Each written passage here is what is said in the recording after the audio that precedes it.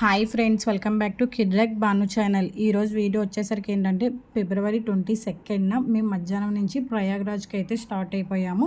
Trains tickets చాలా try చేసాం, కానీ మాకు టికెట్స్ అయితే దొరకలేదు. ఇంకా బస్కి అయితే వెళ్తున్నాము. నేనైతే బస్ ఎక్కడం ఇదే ఫస్ట్ టైం. ఇది ఇంత లాంగ్ జర్నీ, అమ్మో నేనైతే ఎంత భయపడ్డానో అది అలానే అయ్యింది. మా జర్నీ ఎలా అయింది, ఎన్ని స్ట్రగుల్స్ పడ్డాం ఏంటనేది వీడియోలో చూపిస్తా. ప్లీజ్ వీడియో లాస్ట్ వరకు అయితే చూడండి. Bus stand, Vijayawada bus stand దగ్గర కాళీమాత టెంపుల్ ఉండిద్ది కదా, టెంపుల్ ఆపోజిట్లో బస్ అయితే పెట్టారు. ఇంకా ఫైనల్గా బస్ అయితే ఎక్కేసాము. బస్ ఎక్కాక మేము తెచ్చుకున్న కొన్ని ఫ్రూట్స్తో అయితే ఫస్ట్ మొదలు పెట్టాము. ఎందుకంటే ఏ ఫుడ్ తీసుకున్నా మళ్ళీ ఎక్కడ వామిట్ అయిపోద్ది అని చెప్పి గ్రేప్స్ అవి అయితే కొంచెం పుల్ల పుల్లగా ఉంటాయి కదా, వామిటింగ్స్ అవేం రాకుండా ఉంటాయని చెప్పి ఫస్ట్ ఇవైతే తినడం మొదలు పెట్టాం. ఇదిగో పొల్లాజ్, ఇదిగో ఫాస్ట్ ఫాస్ట్ పొల్లాజ్, ఇదిగో గణేష్, ఇదిగో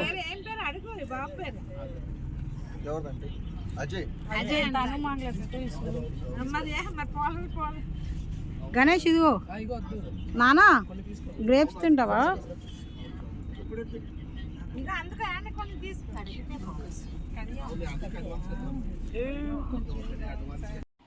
4:45కి అలాగా బస్సు అనేది స్టార్ట్ అయిపోయింది అన్నమాట. ఇంకా స్టార్ట్ అయితే అయిపోయింది. ఇంత లాంగ్ జర్నీ మా ఫ్యామిలీలో చేయడం ఇదే ఫస్ట్ టైం అన్నమాట. ఎవడు ఇంత లాంగ్ జర్నీ బస్సులో అయితే మా దాంట్లో ఎవడూ చేయలేదు. ఎవరికి బస్ పడదు కాబట్టి ఎలా ఉండిద్ది అనుకుంటూ తిన్నోళ్ళు తింటున్నారు, ఫోన్ చూసుకున్న వాళ్ళు ఫోన్ చూసుకుంటున్నారు, లేదు అంటే పడుకుంటున్నారు. పడుకోవడమే బెస్ట్ బస్సు ఒకళ్ళు ఎవరికైనా పడకపోతే. ఇక బాబు మీ అక్కడిని వీడియోలు తీసి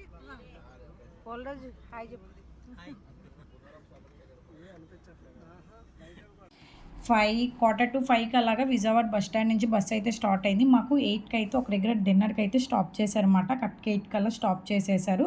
ఇంకా సరే అని చెప్పి ఇంక వాళ్ళు స్టాప్ చేసినప్పుడే వాష్రూమ్స్కి కానీ మనం తినడానికి కానీ ఏదైనా ఇంకా అక్కడే కదా, ఇక్కడ ఈ డాబా అయితే బాగుంది అండ్ వాష్రూమ్స్ కూడా నీట్గానే ఉన్నాయి. ఇంకా వాష్రూమ్స్కి వెళ్ళి ఇంకా తినడానికి అయితే వచ్చాయన్నమాట.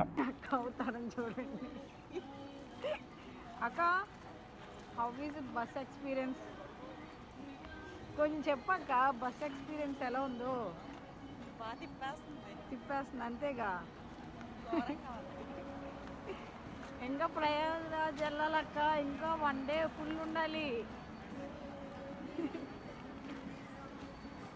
బస్ షాయ్ వాష్రూమ్స్ అన్ని ఇప్పుడే మాట.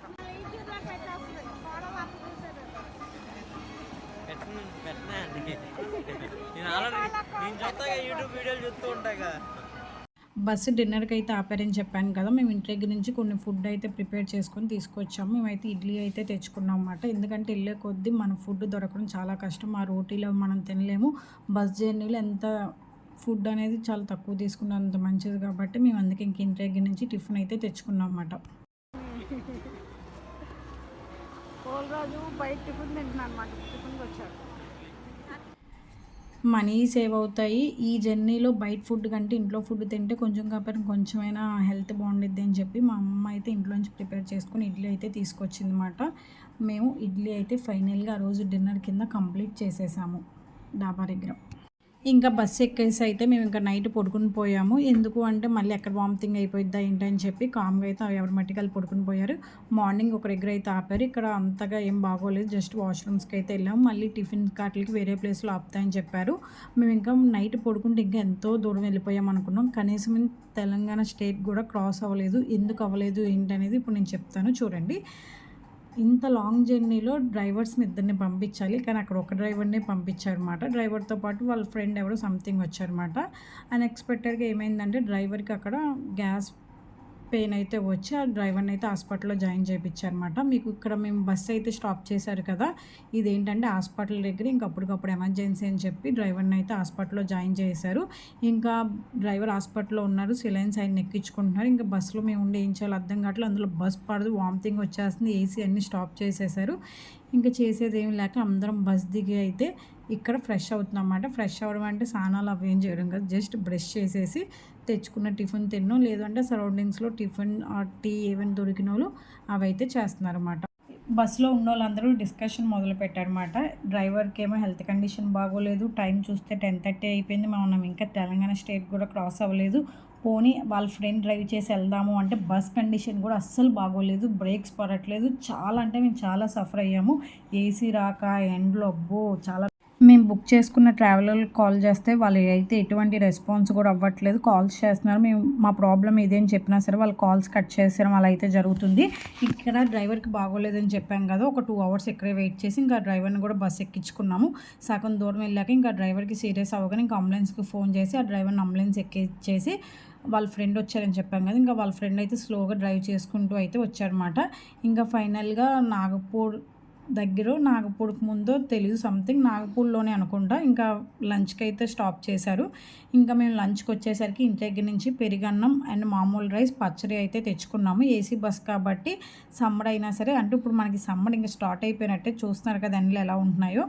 ఇంకా ఏసీ బస్ వల్ల అనుకుంటే రైస్ అది అయితే బాగానే ఉందన్నమాట. ఇంకా ఫైనల్‌గా మధ్యాహ్నం అయితే అలా కంప్లీట్ చేసేసాము. ఇంకా బస్సు అలాగా స్లోగా లాక్కొచ్చారు. ఫైనల్‌గా నాగపూర్ దాటగానే బస్సు అయితే ఆగిపోయిందన్నమాట ఒక దగ్గర.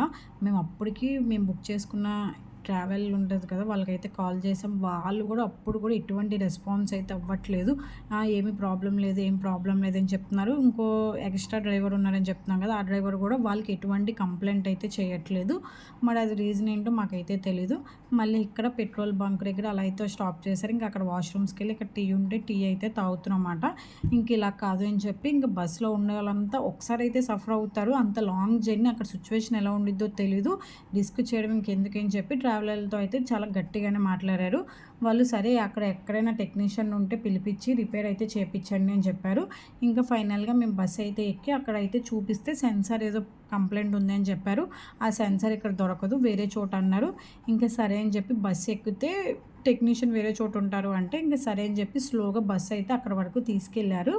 ఇప్పుడు టెక్నీషియన్ ఉండే ప్లేస్‌కి అయితే వచ్చామన్నమాట. ఇద్దరు టెక్నీషియన్లు అయితే వచ్చి చెక్ చేస్తున్నారు. సెన్సార్ పోయింది, మేము వెళ్ళి తీసుకురావాలి. సెన్సార్ ఇంకేవో కొన్ని కంప్లైంట్స్ చెప్పారు. మేము వెళ్ళి అవి తీసుకురావాలి. మాకు టోటల్ 2 అవర్స్ అయితే టైం పట్టిద్ది అన్నారు. ఇంకా చేసేది ఏమీ లేక ఫుడ్ లేదు, ఏమీ లేదు.